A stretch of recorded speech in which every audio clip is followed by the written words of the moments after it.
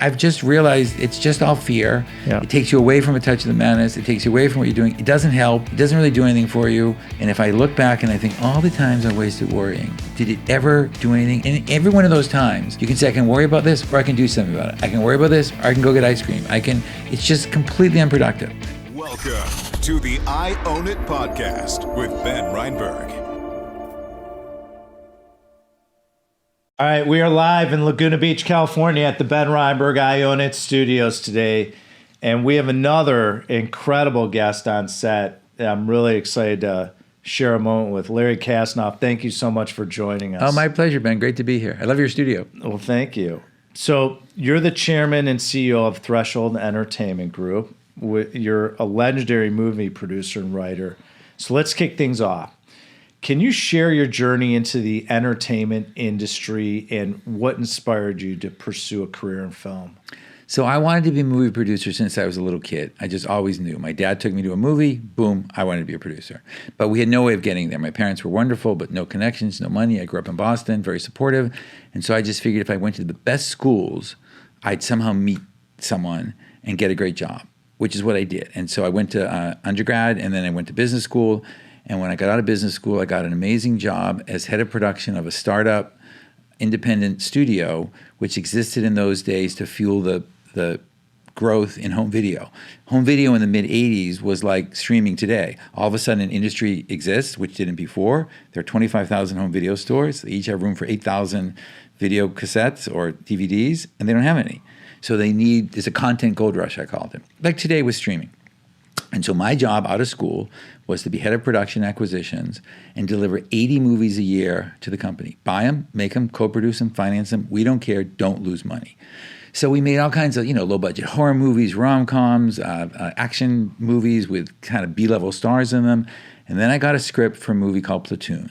And Platoon was a very different script. It was a movie about the Vietnam War and the effect it had on the kids who went to it. And my boss, who owned the company, great disruptive entrepreneur, said, this isn't what we do. I mean, the people in it weren't famous. They became famous, but they weren't.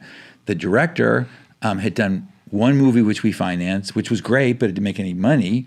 And so he said, you're crazy, which I hear a lot. And I wanted to do it. And he said, look, you're head of production. It's your decision, but, there's always a but, if you fail, if the movie fails, you're fired. And he fired people all the time. It was not an idle threat. What do you want to do? And so I thought, well, I didn't get into the movie business to play it safe, so I greenlit Platoon. And when I saw the first cut of the movie months later, as the head of the studio, I'm the only guy to giggle his way through Platoon because I went, oh my God, it's good. I'm not getting fired. And it was so good, it won Best Picture at the Academy Awards that year. Yeah. A few months later, I ran into the director at a bar in New York, and he bought me a drink, and he said, kid, I always liked you. You have a touch of the madness. And I thought, touch of the madness? A little bit crazy? Is he calling me? Am I crazy? And then it occurred to me, well, my boss was crazy had a touch of the madness to let a 25-year-old kid run an 80-picture film slate with no prior experience. The director had a touch of the madness by insisting on making a Vietnam movie the way no one ever had. And I had a touch of the madness by betting the best job imaginable on it on one movie. And so then it occurred to me that this is what you need in the movie business or in any creative business. You have to let your inner madness get out. Platoon would never have been made if it weren't for the madness, as I call it. And that has become my touchstone my entire career. And in my professional and personal life, I cast people, I hire people, I look in their eyes, I see if they have what I think is a touch of the madness. And I wrote a book about it called A Touch of the Madness that came out recently because I think people in today's world are more scared than I've ever seen to be their true creative selves. The amount of people who were saying to me, not only in the movie business, well, I want to do this, but it's too crazy. I don't know. What if I get in trouble? I've never seen before. So the whole point of what I've done and what I try to do is encourage people to be their true creative selves.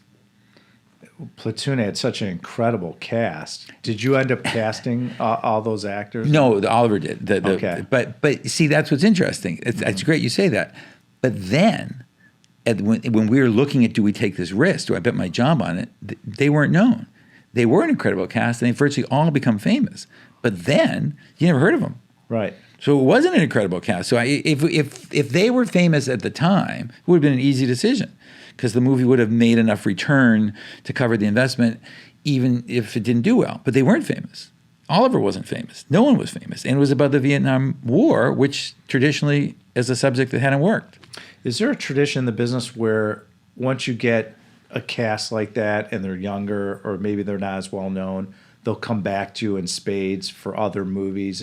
It's easier to grab them, or is it like one and done, or what's the tradition usually? I mean, in your industry? sometimes you, especially in the older days, you would bond with you become friends with someone. And Right. you really like working together. Right. Or sometimes a director and a person where, I've done, in one of my Mortal Kombat movies, is a guy named Christopher Lambert, who was Highlander before he was rated into Mortal Kombat. He's a great guy. We became great friends, so we just started doing more movies together.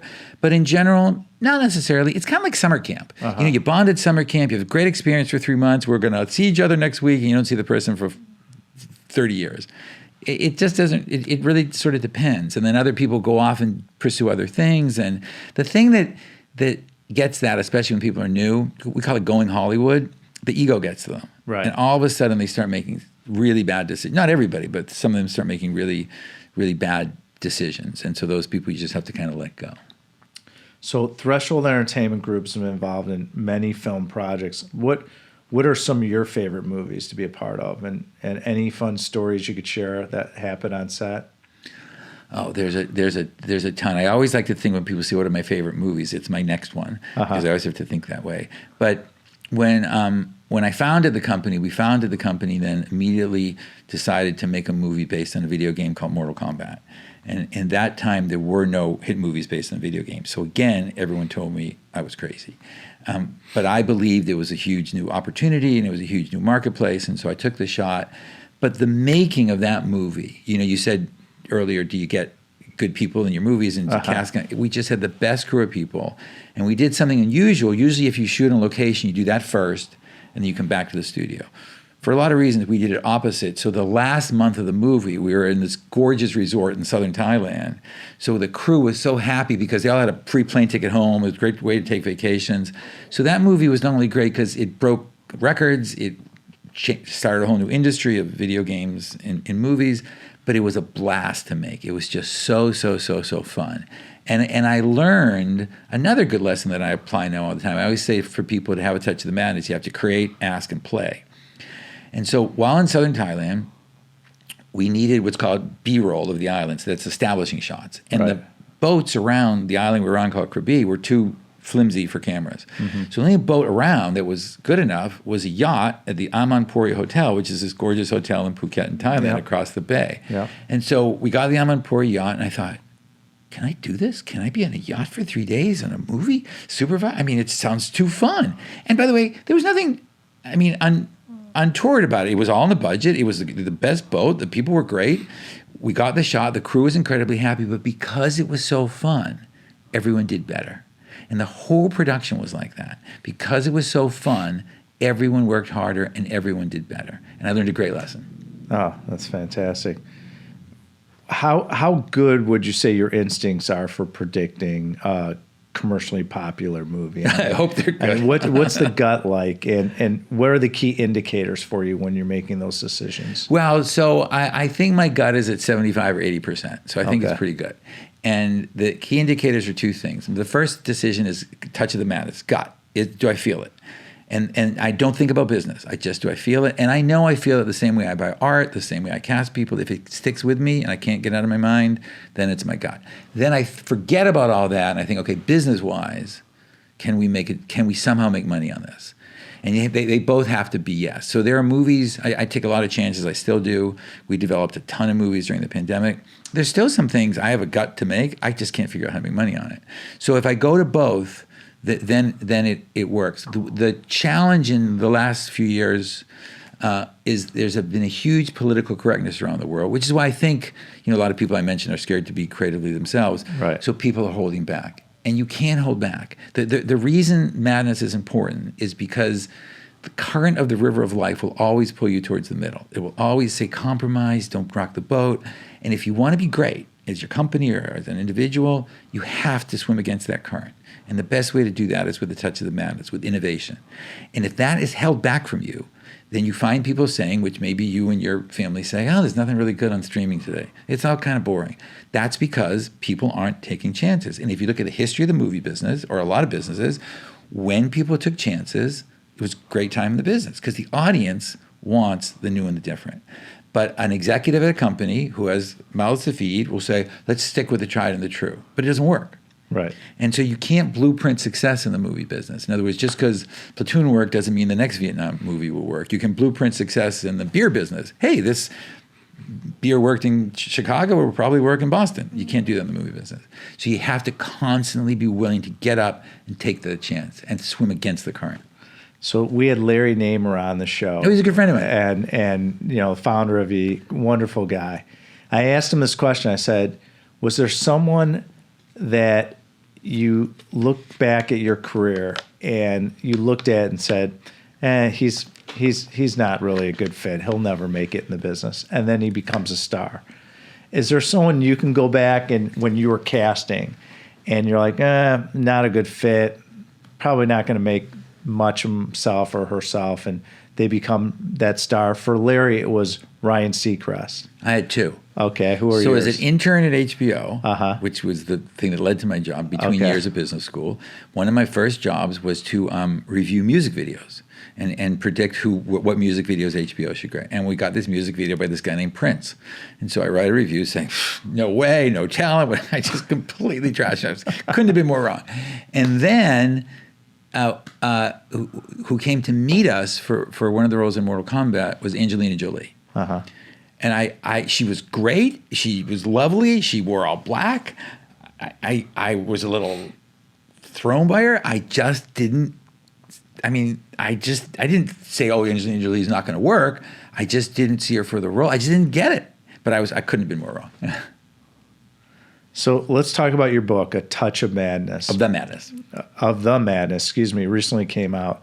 Congratulations, by the way. Thank you. What are the key messages you're hoping that readers would take away from A Touch of the Madness? There's one key message, which is be your most creative, uninhibited, unfettered, true self in creation and innovation. Whatever you do, whether you make product designs for widgets or whether you create paintings or art or real estate, be your most creative self. That idea in the back of your mind that your family, your spouse, your kids, your parents are saying it's crazy, the one that you think is nuts, that's the one, do it. That's what I want people to get out of the book. Do you feel it's hard for people to create enough space for themselves to be creative because of technology and the 1,000 emails and texts and the pushing of kids and family and employees and your environment?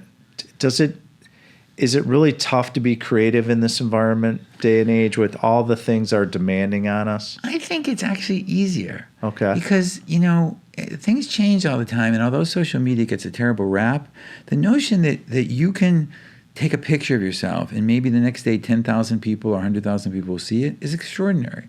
But I think the first step to creation, remember my steps are create, ask, play, is when you create something, you have to know what is the essence of what you've created. So when I mentioned Mortal Kombat, I didn't think I was making a movie from a video game. I thought I was making a movie from the essence or the story or what made that video game successful. And to me, it was empowerment. So when I was wandering around an arcade in Westwood, California, arcades were places we used to have to go to. That's right. Put money in machines and play games. We actually put quarters in, and nickels and dimes. Anyway, so I was deciding, do I blow up my career? Do I try all this stuff about Mortal Kombat? And an 11-year-old kid slapped a quarter down on the game and looked up and said, I challenge you to Mortal Kombat. And he beat the hell out of me. It's great. And if you know Mortal Kombat, when you win, it makes you feel really good. Sub-Zero wins, you lose. Excellent. And the kid left feeling great. And I thought, that kid feels empowered that he just beat an adult. I'm doing this. So because I felt it's not a video game, it's the essence. So if you understand your idea, then you got to hold on for dear life and never, ever, ever let go. And that's what's difficult. The idea and the essence you can explain like I just did. So the best example I can tell you of that is when we did Dirty Dancing. It was not a popular idea again. It was a movie that had been in and out of another studio and they stopped it. And we didn't really know what to do, but we lured to the company two musical production geniuses, one named Jimmy Einer, one named Michael Lloyd, to come and oversee the movie. And so once they did that, you can breathe a sigh of release. And the first thing Jimmy and Michael did, they were the geniuses behind the movie. The first thing they did was got a hold of what had been the first recording of the song Time of My Life. And it was a high falsetto disco song originally, and they didn't want it that way. So they redid it as a lower, quieter, more resonant kind of ballad.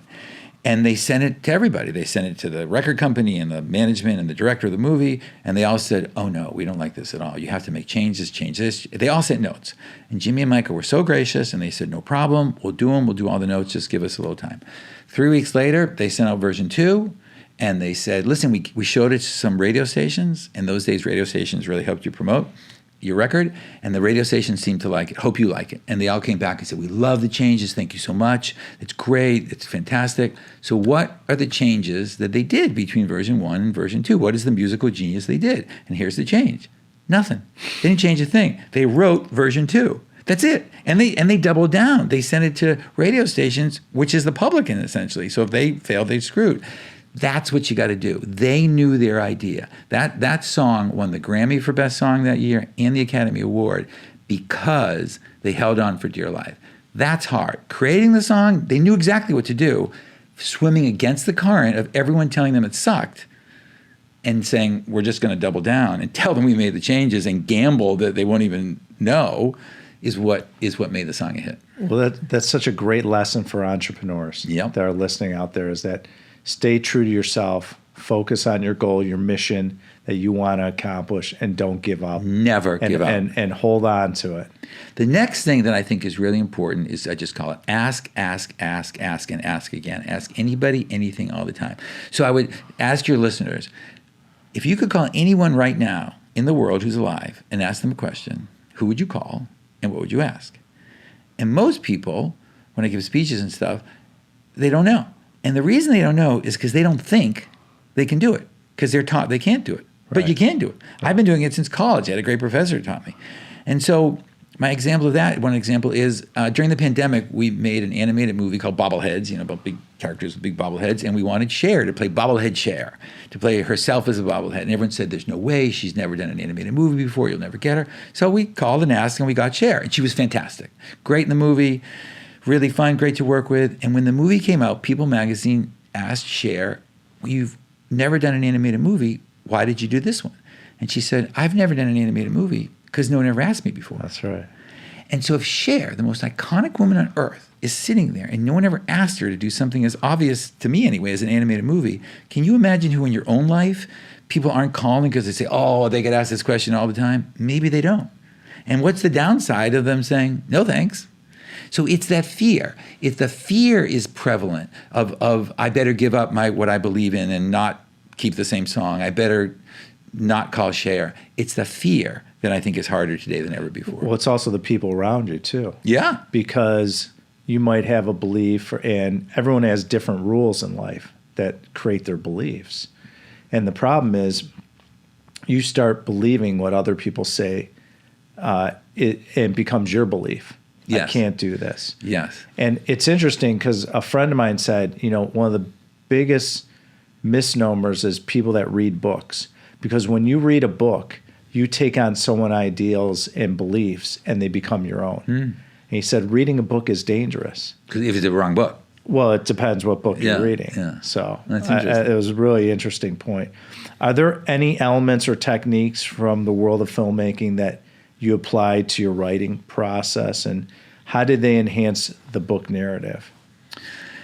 The book is a very entertaining book, I hope. And I thought, if I'm going to write a book, and I'm a movie producer, which is most of what I do, then my book can't be longer to read than it takes to watch a movie. So you can read the whole book in 2.5 hours.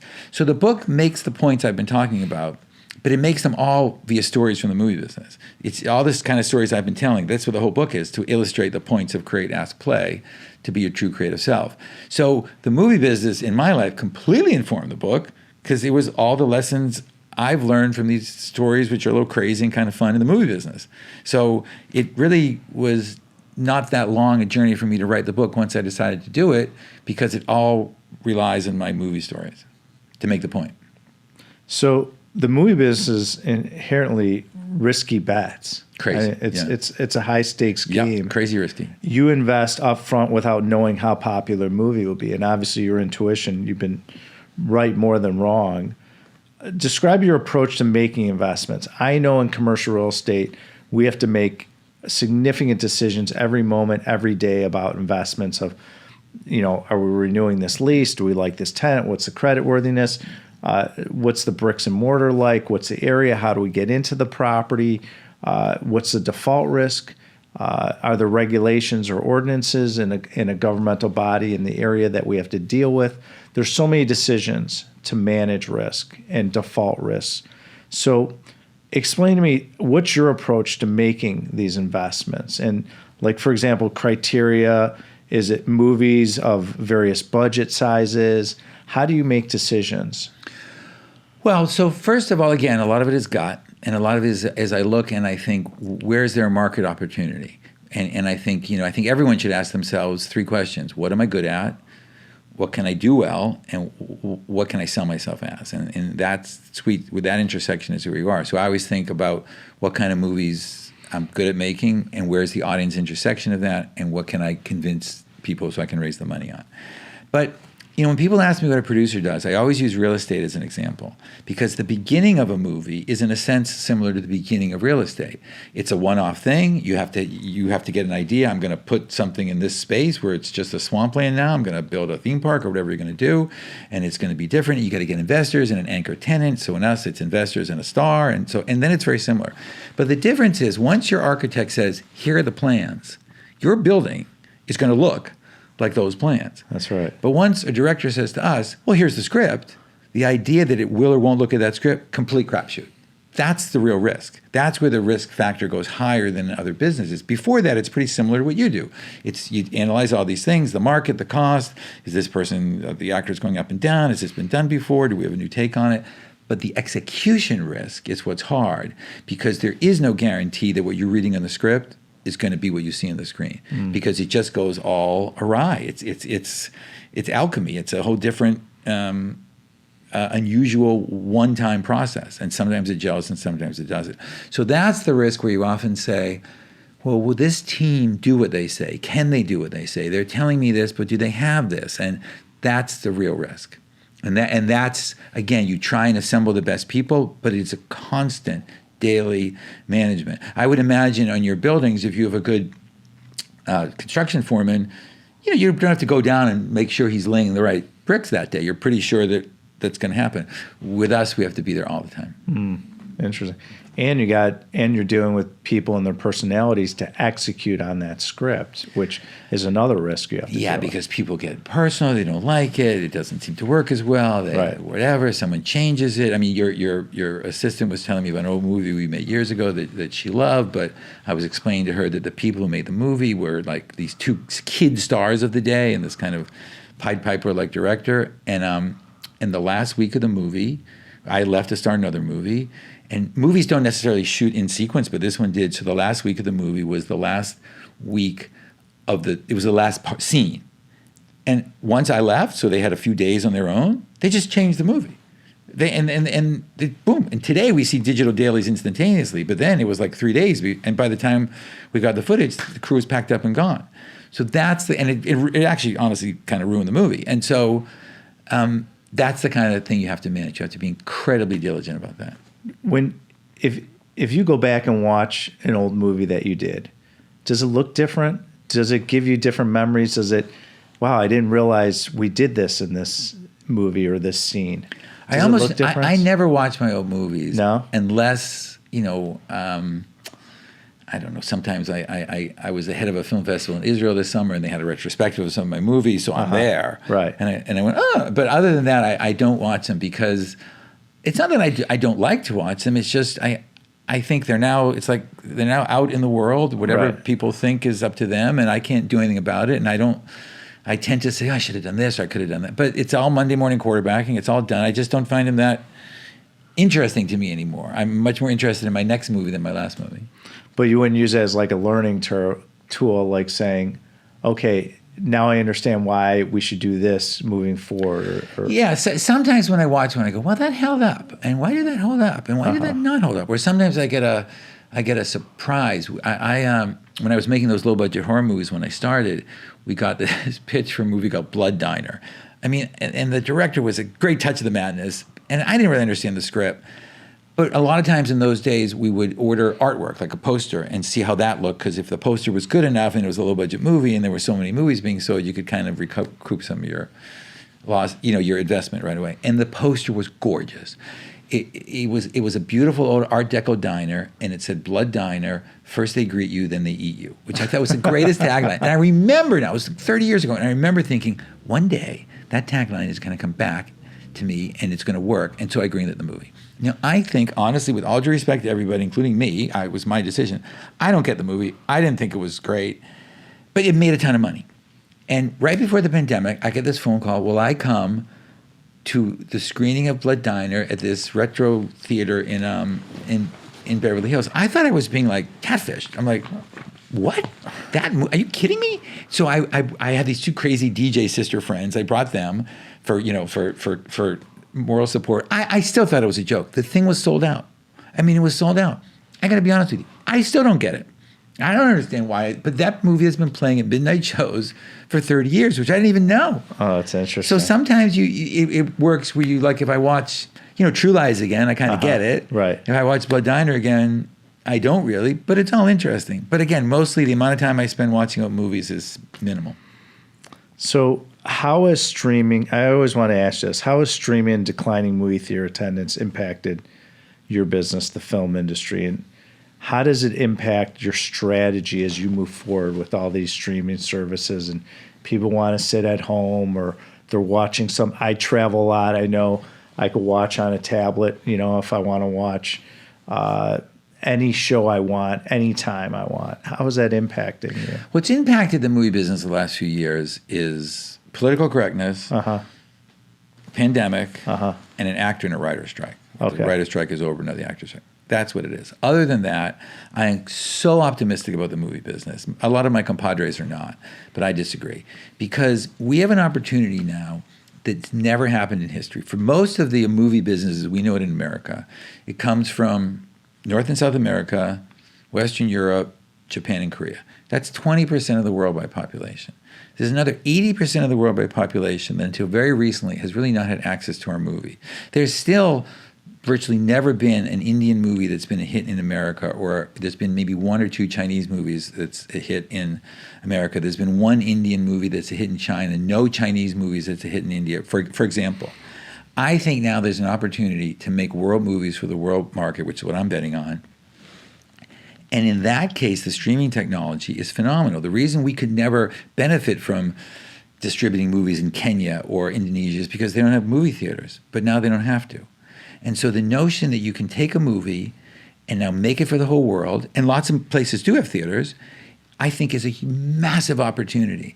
And if you look at the history of the movie business, every time something new is invented, that's it. There's no more theaters. Talking pictures weren't going to work. Color pictures weren't going to work. Television was going to do it. When we were starting home video, that was going to do it. And what happens every single time when it's over is the theatrical business has gotten bigger. And people go see movies. $100 million worth of people went to see Taylor Swift's concert movie this weekend. You're going to be able to see it on streaming in a minute. People want to go out. And there's still no better and, in a sense, cheaper night out than the movies. Now, I don't think there's any better experience there than going to a movie. Now, you got to make events. You got to take chances. If you make the same old stuff, like I said earlier, it won't work. But I believe that the opportunities are huge, and I believe the notion of casting a Chinese person, an Indian person, a Brazilian person, an American person, and a British person in one movie is going to grow and grow and grow. Not to be woke, not to be politically correct, just because I think it's fascinating. Right. So we have two co-productions in India, we have one in China, we have one in Israel, we have one all across the Silk Road. I think that's the future. I think it's so exciting. Oh, that is exciting. So adapting video games to movies is an increasing trend right now. You're really the pioneer, the right. Godfather, right. which I think is brilliant. And you were the forefront of this with Mortal Kombat, as you mentioned. How do the economics and revenue predictions change for this, I would call it, versus superhero movies versus remakes versus sequels? Again, you have to understand the essence of your idea. What are we doing here? And will it translate? Everything doesn't translate. The best example of that is there are two books. First of all, when books started being made into movies in the 20s, mm-hmm. people would say, you can't make books into movies. It's always a thing. Or when in the 60s, comic books, you can't make comic books into movies. So in the 80s, at the same time, two books came out. one was called Jurassic Park and one was called Bonfire of the Vanities. Now, Jurassic Park was a hit book, but, considered not a great piece of literature. Bonfire of the Vanities was considered, by Tom Wolfe, was considered an incredible piece of literature, literary achievement like crazy. But when you buy a book to make into a movie, what you're really buying is essentially a 2 or 3 page story description. Because all the way a book is written is about here's what Ben is thinking now. But in a movie, you can't do that. So you have to understand the difference in the medium. And Jurassic Park, which is Dinosaur Park goes crazy, that's a movie.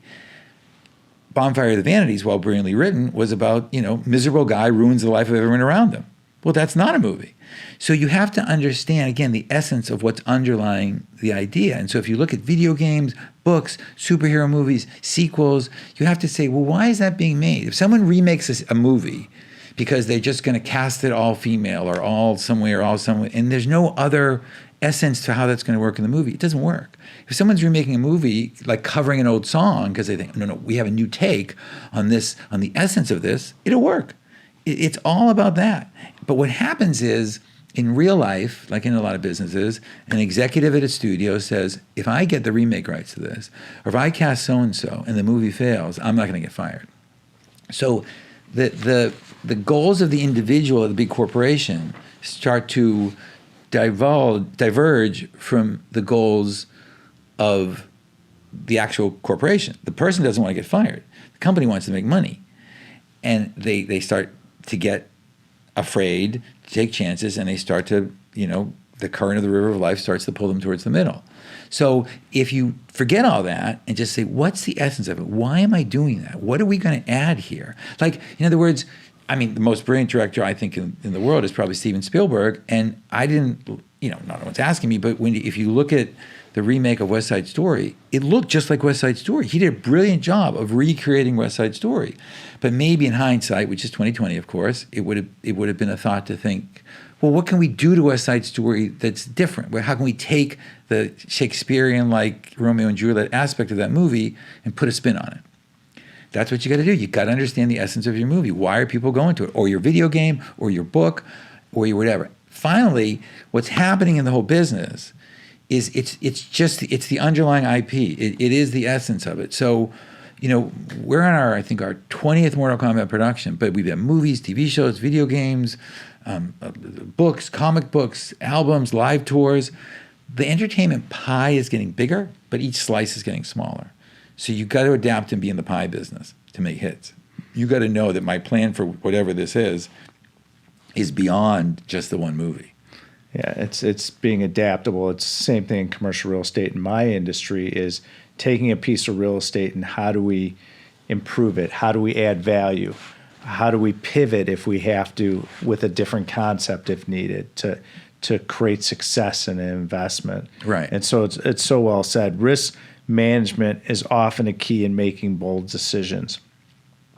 How do you approach risk mitigation when venturing into new opportunities? Nothing great happens without taking a chance. That's right. So we just take a lot of chances. If we believe in the project, we take a lot of chances. We have so many movies now in development. Some are very, kind of good old, just everyone will, understand why we're doing this. Some we're getting the usual, I think you're crazy. But you know what?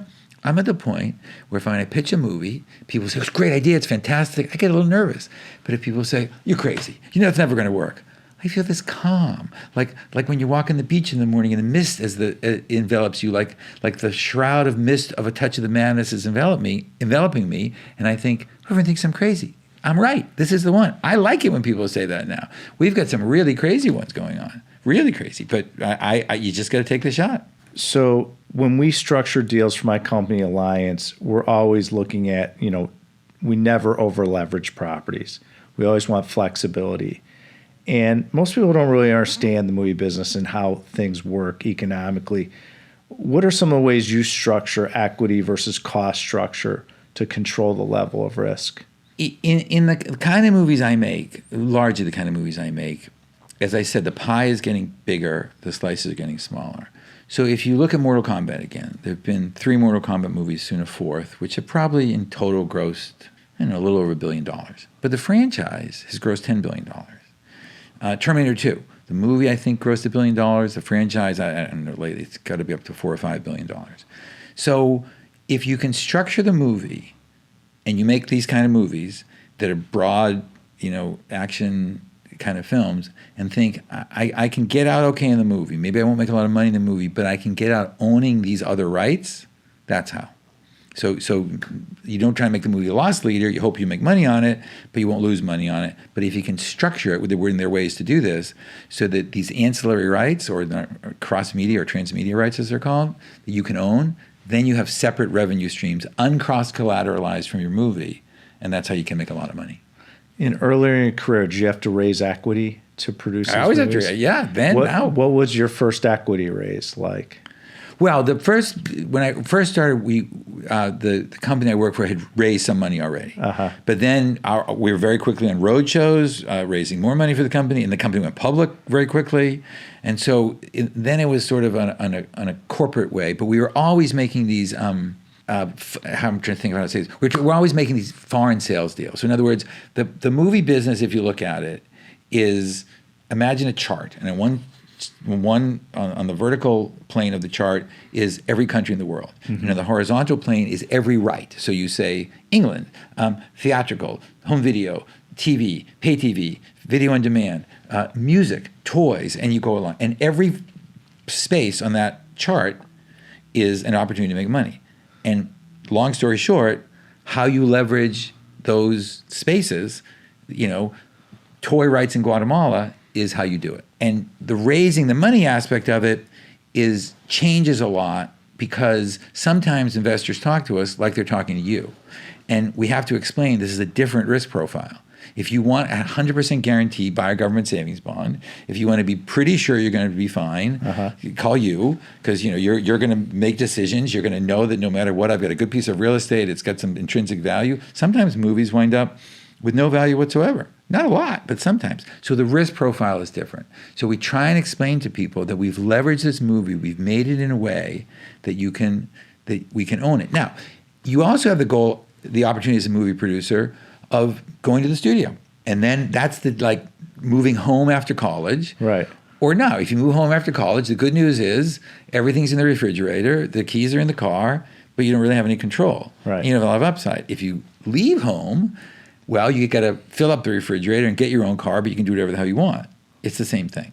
And so in general, wherever we can, we try to finance movies independently, meaning different investors, so that we and our partners can own the ancillary rights, because the opportunity of that can be incredible. I mentioned Dirty Dancing, which is a 30-year-old movie. I mean, the music rights and before up to the pandemic, the stage rights were just worth a fortune. So that's how. You leverage the movie, and most people don't think that way. They think, oh, it's just a movie. It's not just a movie. Right. The movie's the progenitor of a body of rights. You're creating an asset. Yeah, the movie's the progenitor of a body of rights that in success is worth way more than the movie. Right. Because it's in perpetuity. And because it's non-cross collateralized rights. You have all these music rights, stage rights, toy rights, video game rights. Yeah. So are there different structures? Like I know in our deals, it could be, if you pay off investors' capital, you might dilute them. You can keep them in. I know at Alliance, we keep our investors in until we exit a property if we pay back their capital, which has been extremely valuable to our investors. Do your investors get checks in, like, say, Dirty Dancing if they were part of it? Or is there like a cutoff period? Usually, if they're equity investors, there's not a cutoff period. Okay. Once they recoup plus a preferred return, they're reduced, but they recoup forever. Do you ever consider doing a fund? Yeah. And have you ever done a fund? Yeah, for 3 times. Okay. And I want to. For example, with a fund, like we do a fund for like the Alliance Medical Property Fund that we're raising money for, and we'll have probably 20, 25 assets in the fund. It's a great investment. What for a movie, because you don't know when the assets are coming in or how much time. What's typically the length of the fund, and how many assets are usually in a movie fund? So we're starting to raise money for a fund to do the kind of movies I just described, world movies for a world market. Okay. And so what we have to do is actually say, okay, so we're going to make 10 of these movies for $50 million each on average, and there's a high and a low they can go to, and here are the first 4. And so we have to go out and take the entrepreneurial risk of developing, writing scripts, packaging them, putting them together, Right. the first 4 projects. So the investors aren't totally trusting us that we're going to be good pickers, even though we've been in the past. We say, here are the first 4. And we'll probably let people opt out after the 3rd one if they want. And so if they really want to be a little safer, they can say, well, I know the projects, I can read the scripts, I know who the director is, so that's what we've done now. And at that point, we go and do it. But the film, the other harder thing about film investors is we can look somewhere. I could go home and look online and find 1 million real estate investors. It's not like that with film investors. They always are different people from different places. The financial crisis wiped out a lot of film investment firms that just really never recovered. There's always money for films because everywhere, someday, someone in the world with a lot of money is waking up and saying, I got to make movies. And a lot of these countries are coming online to want to lure movies there. So a lot of them are investing. But there's always a different crew. The people who maybe invested in your movies 3 years ago might be completely gone today.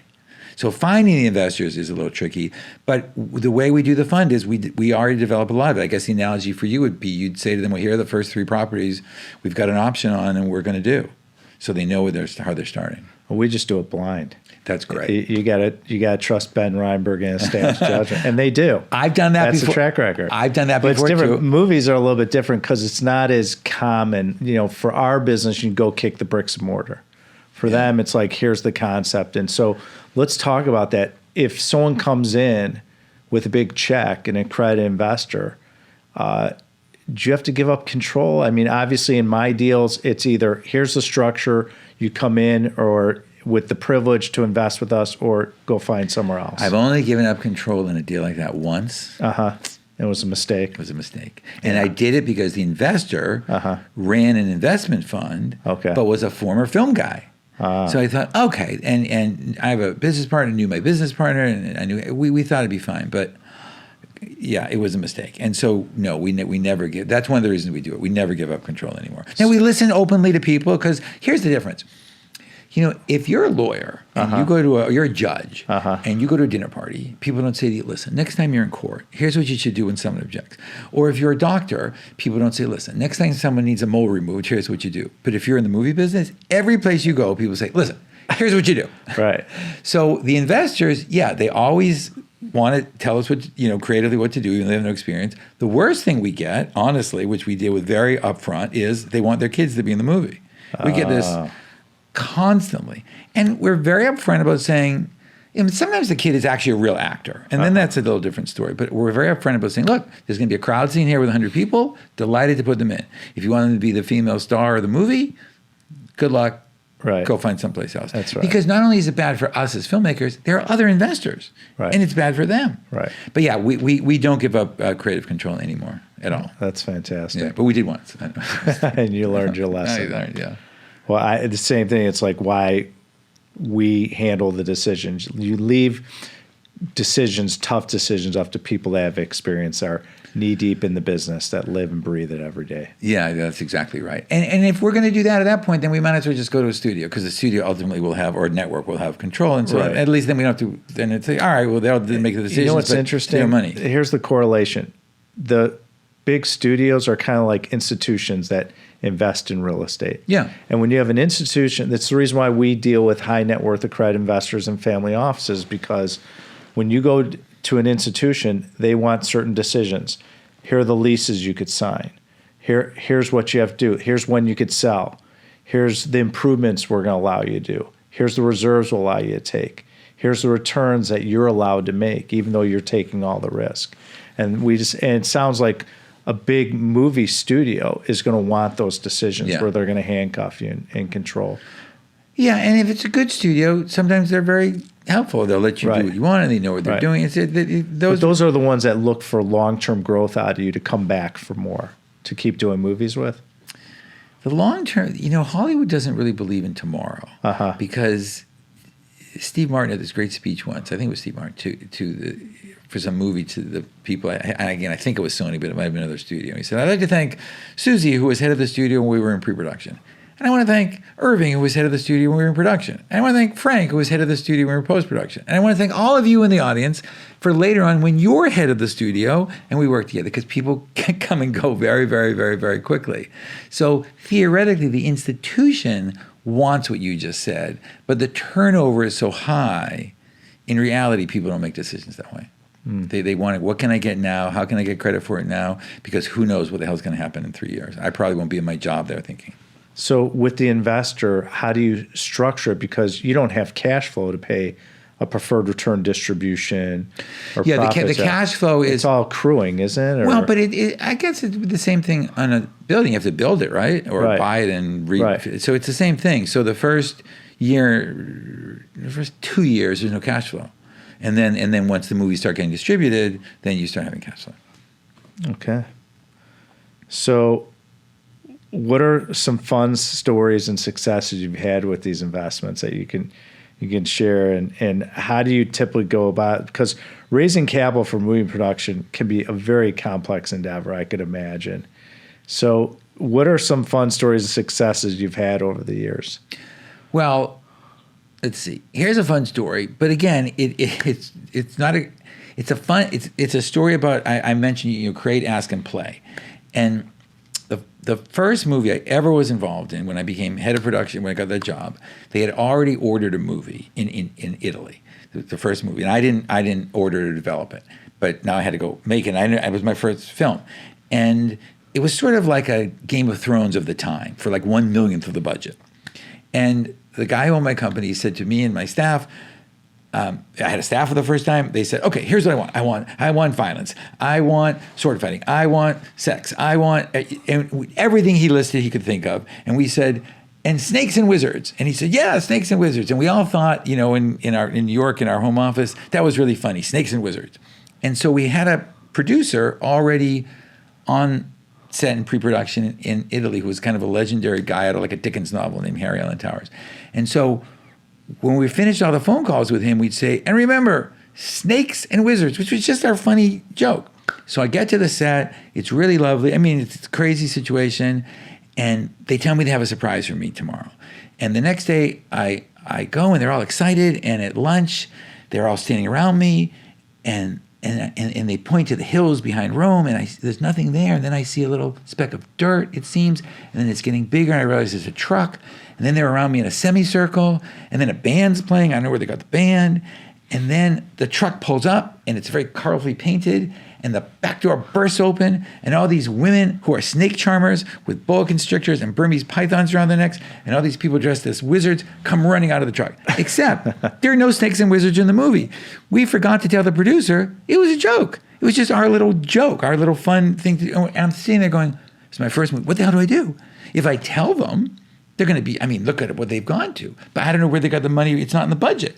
If I let it in the movie, well, how do I explain it back home? So now, but again, I'm in Italy. You're a wine guy. Everyone in Italy is having wine for lunch and movie sets, which you never even consider doing here. And I thought, oh, what the hell? And I put them all in the movie. And you know what? The snakes and wizards looked great. Now, the movie was terrible, but it made a ton of money, and I like to think the snakes and wizards helped. So again, I think with all this stuff we're talking about, and movie sets can be so serious and the stress level is so high, if you can remember to play it like a game. That doesn't mean don't play it. Ask any quarterback or boxer. They're playing, but they're playing to win. You do so much better. And so there's a ton. Whenever I've done that, it's worked out better, it's happened better, and I try very, very, very, very hard to always play it like a game. I love that, because business and life is a game. Yeah, you got to. It's all an illusion. Yeah, It's all how are you going to play it. Yeah. You. When we were talking earlier, you mentioned some of the stuff you like. And I told you I call people all the time. So a long time ago, I read a book by a Vietnamese Buddhist monk named Thich Nhat Hanh, and I really liked it. So I figured, what can I do? I got to meet this guy. And I thought maybe this peaceful Buddhist monk can be inspiration for a character in Mortal Kombat, which is not peaceful and Buddhist. So I called him, and he was great. And I went to meet him. And after 2 hours, I said, I feel like I've been on vacation. What's your secret? And he said, no secret, practice. And I said, I could learn to be like this, to feel this way. We became great friends. I started practicing mindfulness. I wound up doing a documentary on him. Mm-hmm. And it was an incredible, he passed away last year, but it was an incredible experience that really changed my life. I had never used him in Mortal Kombat, but I'm glad I called him. And that alone also made me realize, again, it's going to sound a little, woo-woo-y here, but when you go to the Cannes Film Festival, which is a gorgeous place, everyone's screaming at each other all day long. Right. And after I started doing mindfulness with Thich Nhat Hanh, Thai, I remember sitting on his yacht when everyone's screaming, and I, not that I'm so zen-like or anything, but I said, look at where we are. What are we doing? This is incredible. Just relax. We'll settle this. And everyone kind of calmed down a little bit, and we made the deal. So I've tried really hard now to use, and mindfulness has really helped me do that, to again, realize where you are. What are you doing? I used to fly into sets and fly out the next morning and say, I'm in a city I've never been in before, and I love to travel. I'm going to go take a day. And the whole thing has gotten better. Well, every day I meditate twice. Do you really? Yeah, because I need to ground myself. That's great. Manage my emotions. It allows me to slow things down a little bit and create space for myself so I can make good decisions. Yep.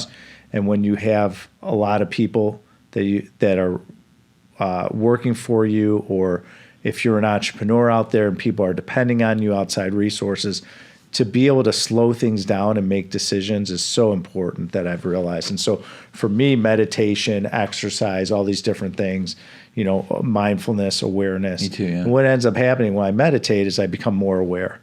And I know how to respond better. I know how to treat and interact with people. The U.S. Special Forces has a saying, slow is smooth and smooth is fast. That's right. And that's what they do. And it's right. It's a counterintuitive, especially to, I think, guys like us, where you just want to do a million things, but it's completely right.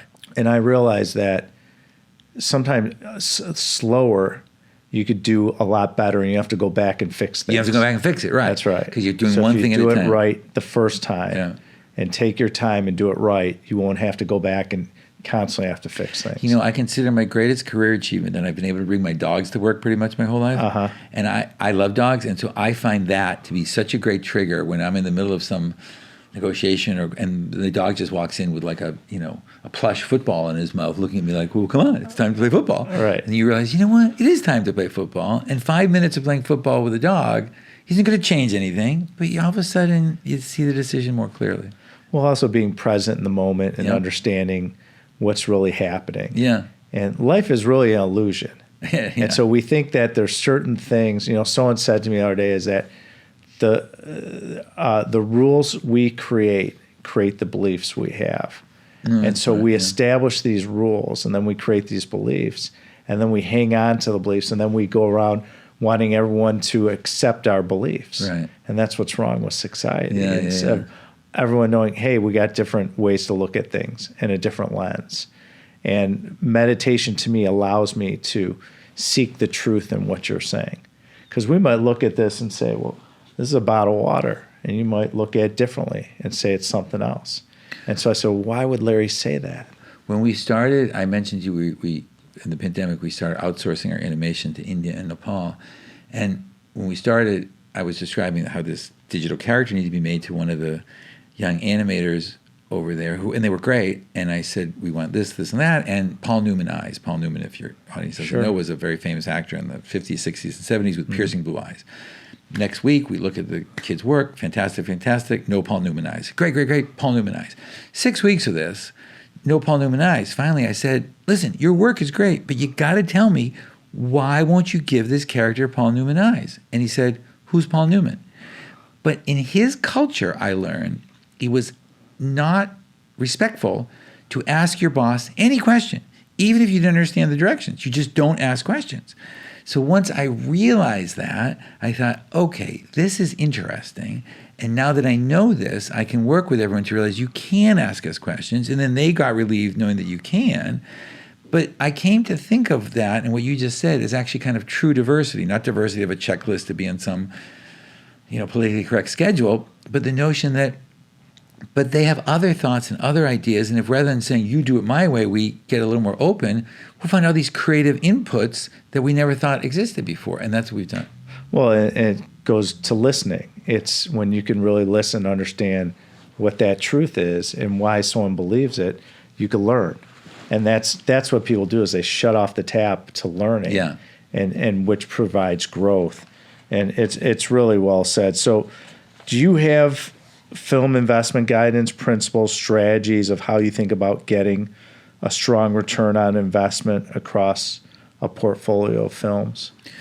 Yeah, I mean, as I said, we always analyze things creatively. Do we love it? And we always analyze things from a business point of view. And we say, okay, here's the opportunity. Here's why. And so whenever we talk to investors, we always, again, here's the story. If you don't like the story, maybe there's nothing we can do. Right. But here's why this is going to work. And we always look at a lot of things. We look at comps. We look at ways to lower the cost. One of the real problems in the movie business, I mentioned there's only a couple, I'm optimistic about it, is that they're too expensive. Movies are just a bit too expensive. This is a very controversial thing to say, but one of the things that's going to make movies cheaper? AI. And that's been a lot of the subject of the strikes that are going on. Mm-hmm. But it's not really known. There's so much technology. We did Terminator 2. It was the first extensive use of morphing in a movie. Mortal Kombat, the first video game from a movie. I did the first ever moving 3D camera shot called a Steadicam in a Star Trek project we did. So this has always existed. And people are saying now, well, there'll be digital extras. There have been digital extras for 20 years. It's getting better. So we sometimes think, here's the kind of movie we're going to make. Here's what's different about ours. Here's the average cost of these movies. And ours is 30% less, which is usually what we hit. And so we switched the conversation to a completely financial one. I do have an MBA from Wharton, as I said, and we talk like that. We have two meetings kind of in the same meeting. And that's what we do. And when they both gel, then we have the investment. Do you have to project returns to your investors? Obviously, we project IRRs and we'll pay a current preferred return. Yeah. What's typically a return that you would see in a movie? What we do is we give them a high, medium, and low. Right. And the challenge sometimes is actually on the high. Because the low side is pretty much, if we package this right and do this right, you guys could lose 20 or 30%. Right. On the medium level, you'll make 20 or 30%. But if it's this, and we can use old examples, you're going to make 500%. Wow. Or 1,000%. And that almost is the one that gets us in the most trouble because it looks so unreal, but we actually use comps and say, well, here's what this did. So, but usually it's the other average. But again, the real way I believe to do it is not so much the movie, it's the whole intellectual property and what's going to happen. Again, the same movie your assistant liked, where they changed the movie at the end, with the same musical geniuses behind Dirty Dancing, we did a great soundtrack for the movie. And the single became this massive hit. So as the movie is tanking at the box office, because they changed the ending, we never fixed it, the single's taking off. And it started a tour, which we called the Rock On Tour, because that was the name of the song that became a hit, that it was my first gold record, and that tour lasted for 18 months. It saved, the movie wound up making money, not the movie, but the intellectual property that was Dream a Little Dream. And it saved a record company. So that's what we say. We've always got that's a bit unique to us. A lot of people don't do that. That's how we structure these deals. If this doesn't work, we get that. Imagine if you could say, if the real estate doesn't work, we got a 20% chance that we're in an oil field. If that doesn't work, the air rights are going to be valuable. There's always another shot. And that's how we try and structure our movies. And very rarely do we say, well, we got one shot, and that's the movie works. And if it doesn't work at the box office, we're screwed. We almost never do that. So do you do much investing outside film? Do you invest in real estate, anything else personally? No. I mean, I have,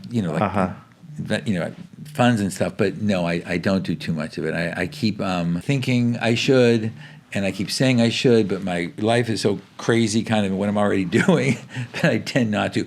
And I think I was just starting to, and there's some things I've kind of wanted to do, but as I said, when the pandemic hit, we thought, well, I'm going to just invest in projects. Because as I said, to do this fund, we had to invest a lot of money to make the scripts and the packages that become the fund. So I reinvested in my own company. Right.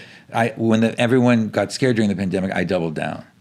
So mostly, I think, I think I know what I'm doing in the movie business. Do I really know what I'm doing in the cacao business or the real estate business? No. So you focus on what you know, which is smart. Yeah.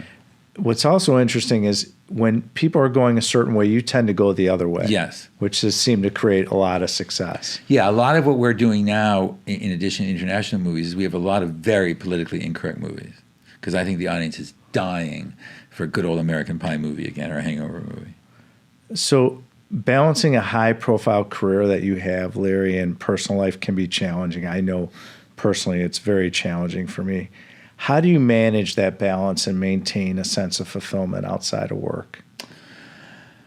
Let's see. I have a dog and a beach, and I travel a lot. Okay. So that's one thing. I have great friends. I have a good family. I have a great family. I mean, I'm not married, but I have nieces and nephews and brothers and stuff. And but I have a million things I like to do. I have a million hobbies. I have a million other passions, and I fuel them all every day. I exercise every day. I meditate every day. I play with my dog every day. I do things I'm interested in every day. This book came out. I have a book on my other life. I'm a photographer. I have a book of photography coming out in the spring.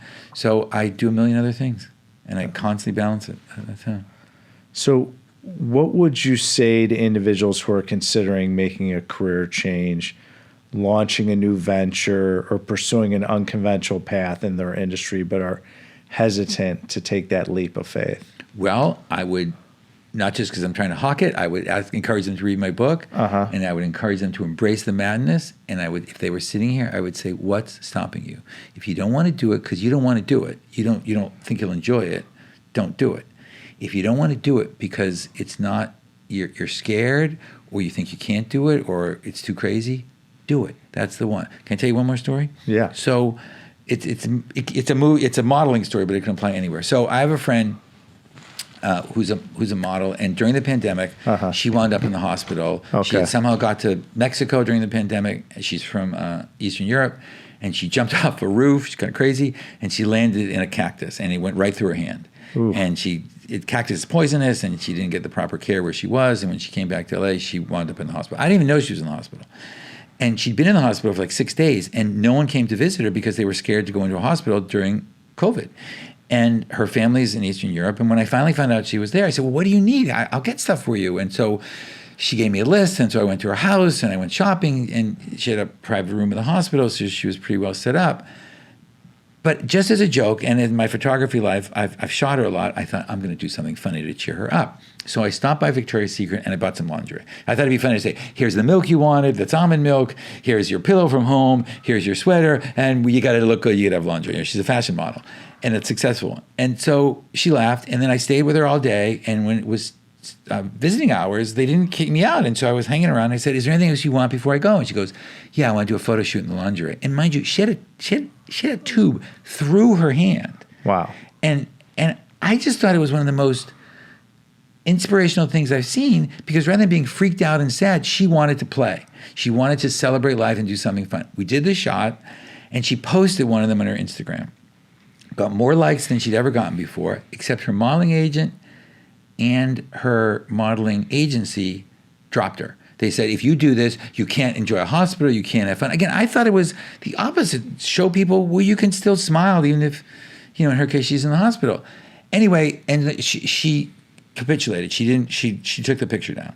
And she was miserable for a few months. And she kept saying to me, it's just not me, I'm not being me. And I said, again, touch of the madness. If it's you, and this picture is just emblematic, there's other things she wasn't doing as well. I said, do it. It's your life. One day she just said, the hell with it. She posted the picture. Within 3 months, she got a new manager, she got a new modeling agency, she got a ton of work, and she got engaged. And it wasn't the picture. Right. It was her deciding, to answer your question, I'm going to go live my life the way I want to. And her life's been great ever since. On her own terms. That's fantastic. So I would encourage everyone to do that. And that's the whole point of A Touch of the Madness. So do it. Before we wrap up, is there anything else about the book, A Touch of the Madness, you'd like to share with our audience? I just want people to be their most unfettered, uninhibited, creative selves. And the idea that they're scared of, but they really want to do, that's the one. Do it. All right. What's the best way to stay engaged with you and follow you? Are you on social media? Is there a website? I became on Instagram, so I'm on Instagram now, which I never was before, but I'm on Instagram at Larry Kasanoff. Okay. And I'm also, my website is atouchofthemadness.com or larrykasanoff.com, and that's the best way. Or just reach out, on either of those places. What about the company? Is there a company website to follow? There is a company website called threshonentertainment.com, but if you go to larrykasanoff.com, it's all under there. Everything's under the umbrella. Fantastic. Yeah. All right, well, we're going to wrap up with our 3 questions. Are you ready? Yeah, go. All right, I've been waiting for you to come on. All right. So in our studio, normally where the xylophone is, we have a couch. Okay. I would say, Larry, get on the couch, kick off your shoes, close your eyes. How old are you now? 64. You're 64. You've been through a tremendous amount of experiences and gained a tremendous amount of knowledge in business and the movie industry.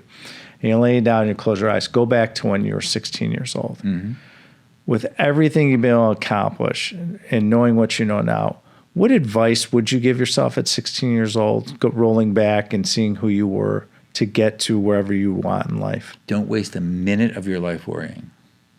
Great advice. Why is that? What resonates with you? You know, I just, you know, I come from a wonderful but Eastern European Jewish family. It's always knocking on wood. It's not, and I've just realized it's just all fear. Yeah. It takes you away from a touch of the madness. It takes you away from what you're doing. It doesn't help.